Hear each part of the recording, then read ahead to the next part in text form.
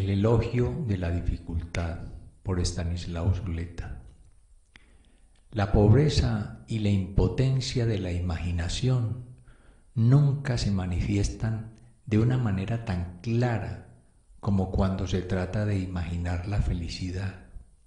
Entonces comenzamos a inventar paraísos, islas afortunadas, países de cucaña, una vida sin riesgos, sin lucha, sin búsqueda de superación y sin muerte, y por lo tanto también sin carencias y sin deseo, un océano de mermelada sagrada, una eternidad de aburrición, metas afortunadamente inalcanzables, paraísos afortunadamente inexistentes. Todas estas fantasías serían inocentes o inocuas si no fuera porque constituyen el modelo de nuestros propósitos y de nuestros anhelos en la vida práctica. Aquí mismo, en los proyectos de la existencia cotidiana, más acá del reino de las mentiras eternas, introducimos también el ideal tonto de la seguridad garantizada, de las reconciliaciones totales, de las soluciones definitivas. Puede decirse que nuestro problema no consiste ni principalmente en que no seamos capaces de conquistar lo que nos proponemos, sino en aquello que nos proponemos. Que nuestra desgracia no está tanto en la frustración de nuestro deseo como en la forma misma de desear. Deseamos mal. En lugar de desear una relación humana inquietante, compleja, perdible, que estimule nuestra capacidad de luchar y nos obligue a cambiar, deseamos un idilio sin sombras y sin peligros, un nido de amor y por lo tanto, en última instancia, un retorno al huevo. En vez de desear una sociedad en la que sea realizable y necesario trabajar arduamente para hacer efectivas nuestras posibilidades, deseamos un mundo de satisfacción, una monstruosa salacuna de abundancia pasivamente recibida. En lugar de desear una filosofía llena de incógnitas y preguntas abiertas, queremos poseer una doctrina global capaz de dar cuenta de todo, revelada por espíritus que nunca han existido o por caudillos que desgraciadamente sí han existido. Adán y sobre todo Eva tienen el mérito original de habernos liberado del paraíso. Nuestro pecado es que anhelamos regresar a él. Desconfiemos de las mañanas radiantes en las que se inicia un reino milenario. Son muy conocidos en la historia, desde la antigüedad hasta hoy, los horrores a los que pueden y suelen entregarse los partidos provistos de una verdad y de una meta absolutas. Las iglesias cuyos miembros han sido alcanzados por la gracia, entre comillas por la desgracia de alguna revelación. El estudio de la vida social y de la vida personal nos enseñan cuán próximos se encuentran una de otro la idealización y el terror, la idealización del fin, de la meta y el terror de los medios que procuran su conquista. Quienes de esta manera tratan de someter la realidad al ideal, entran inevitablemente en una concepción paranoide de la verdad, en un sistema de pensamiento tal que los que se atrevieran a objetar algo quedan inmediatamente sometidos a la interpretación totalitaria. Sus argumentos no son argumentos, sino solamente síntomas de una naturaleza dañada o bien máscaras de malignos propósitos. En lugar de discutir un razonamiento, se le reduce a un juicio de pertenencia al otro, y el otro es, en este sistema, sinónimo de enemigo, o se procede a un juicio de intenciones, y este sistema se desarrolla peligrosamente hasta el punto en que ya no solamente rechaza toda oposición, sino también toda diferencia. El que no está conmigo está contra mí, y el que no está completamente conmigo no está conmigo.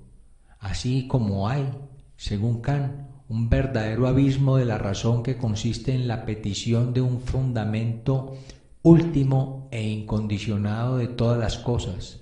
Así también hay un verdadero abismo de la acción, que consiste en la exigencia de una entrega total a la causa absoluta y concibe toda duda y toda crítica como traición o como agresión. Ahora sabemos por una amarga experiencia que este abismo de la acción, con sus guerras santas y sus orgías de fraternidad, no es una característica exclusiva de ciertas épocas del pasado o de civilizaciones atrasadas en el desarrollo científico y técnico, que puede funcionar muy bien y desplegar todos sus efectos sin abolir una gran capacidad de inventiva y una eficacia macabra. Sabemos que ningún origen filosóficamente elevado o supuestamente divino inmuniza una doctrina contra el riesgo de caer en la interpretación propia de la lógica paranoide que afirma un discurso particular. Todos lo son, como la designación misma de la realidad, y los otros como ceguera o mentira. El atractivo terrible que poseen las formaciones colectivas que se embriagan con la promesa de una comunidad humana no problemática, basada en una palabra infalible, consiste en que suprimen la indecisión y la duda, la necesidad de pensar por sí mismo, otorgan a sus miembros una identidad exaltada por participación, separan un interior bueno, el grupo, y un exterior amenazador. Así como se ahorra sin duda la angustia, se distribuye mágicamente la ambivalencia en un amor por lo propio y un odio por lo extraño, y se produce la más grande simplificación de la vida, la más espantosa facilidad. Y cuando digo facilidad no ignoro ni olvido que precisamente este tipo de formaciones colectivas se caracterizan por una inaudita capacidad de entrega y sacrificios, que sus miembros aceptan y desean el heroísmo, cuando no aspiran a la palma del martirio.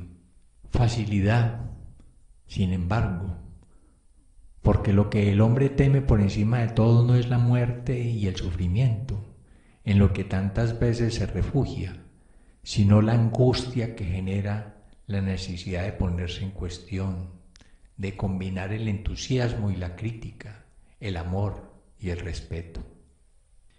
Un síntoma inequívoco de la dominación de las ideologías proféticas y de los grupos que las generan o que someten a su lógica doctrinas que les fueron extrañas en su origen, es el descrédito en que cae el concepto de respeto.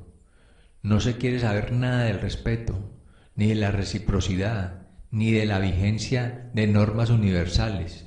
Estos valores aparecen más bien como males menores propios de un resignado escepticismo, como signos de que se han abdicado a las más caras esperanzas, porque el respeto y las normas solos adquieren vigencia allí donde el amor, el entusiasmo, la entrega total a la gran misión ya no pueden aspirar a determinar las relaciones humanas, y como el respeto es siempre el respeto a la diferencia, solo puede afirmarse allí donde ya no se cree que la diferencia puede disolverse en una comunidad exaltada, transparente y espontánea, o en una fusión amorosa. No se puede respetar el pensamiento del otro, tomarlo seriamente en consideración, someterlo a sus consecuencias, ejercer sobre él una crítica, válida también en principio para el pensamiento propio, cuando se habla desde la verdad misma, cuando creemos que la verdad habla por nuestra boca, porque entonces el pensamiento del otro solo puede ser error o mala fe, y el hecho mismo de su diferencia con nuestra verdad es prueba contundente de su falsedad, sin que se requiera ninguna otra. Nuestro saber es el mapa de la realidad y toda línea que se separe de él solo puede ser imaginaria o algo peor, voluntariamente torcida por inconfesables intereses. Desde la concepción apocalíptica de la historia, las normas y las leyes de cualquier tipo son vistas como algo demasiado abstracto y mezquino frente a la gran tarea de realizar el ideal y de encarnar la promesa, y por lo tanto solo se reclama y se valoran cuando ya no se cree en la misión incondicionada. Pero lo que ocurre cuando sobreviene la gran desidealización no es generalmente que se aprende a valorar positivamente lo que tan alegremente se había desechado o estimado solo negativamente. Lo que se produce entonces, casi siempre, es una verdadera ola de pesimismo, escepticismo y realismo cínico. Se olvida entonces que la crítica a una sociedad injusta, basada en la explotación y en la dominación de clase, era fundamentalmente correcta, y que el combate por una organización social racional e igualitaria sigue siendo necesaria y urgente.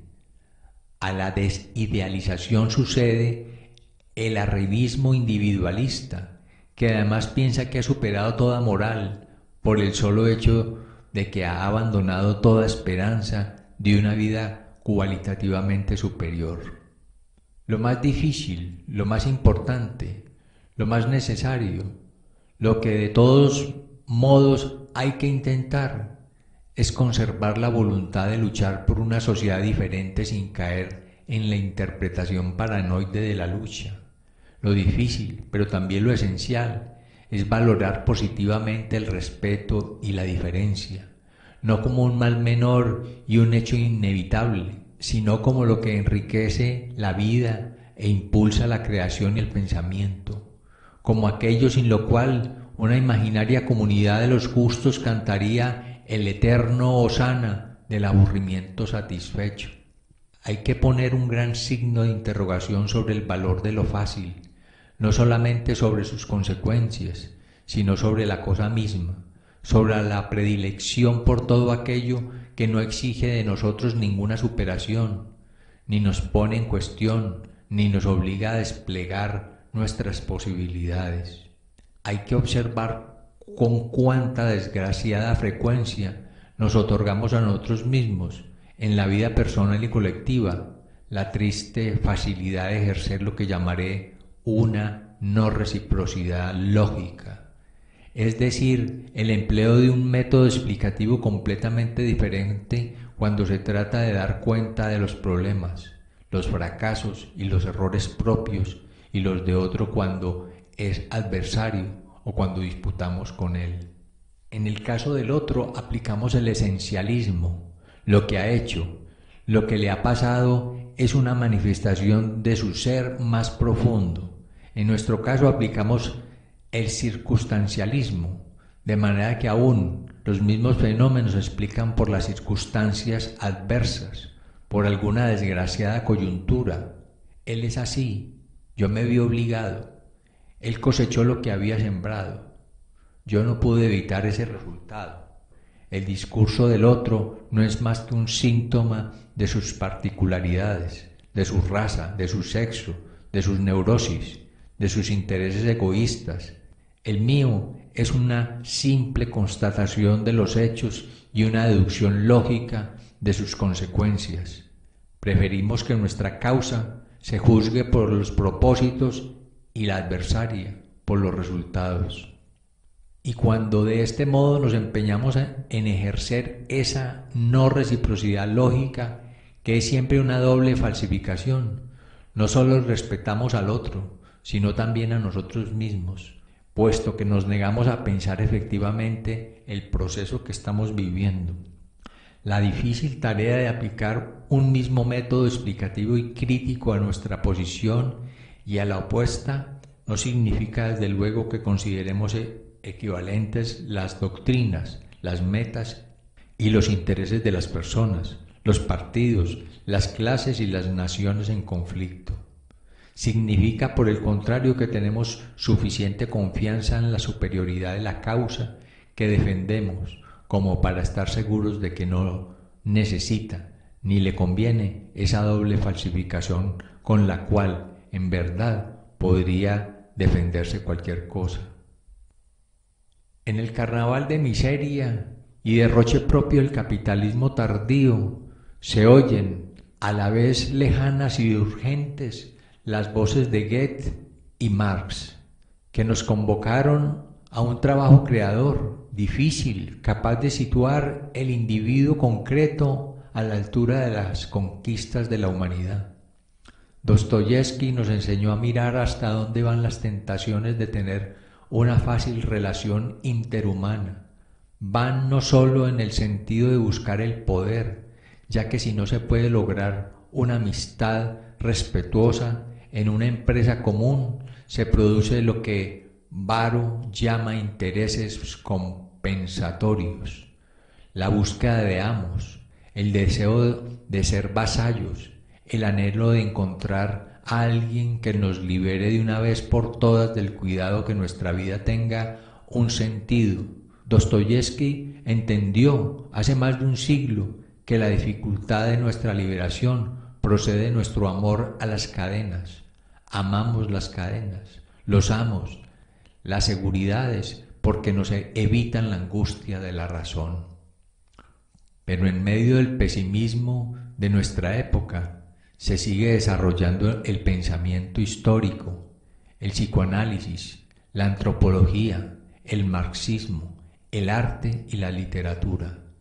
En medio del pesimismo de nuestra época surge la lucha de los proletarios que ya saben que un trabajo insensato no se paga con nada, ni con automóviles ni con televisores. Surge la rebelión magnífica de las mujeres que no aceptan una situación de inferioridad a cambio de halagos y protecciones. Surge la insurrección desesperada de los jóvenes que no pueden aceptar el destino que se les ha fabricado. Este enfoque nuevo nos permite decir como Fausto: también esta noche, tierra, permaneciste firme, y ahora renaces de nuevo a mi alrededor, y alientas otra vez en mí la aspiración de luchar sin descanso por una altísima existencia.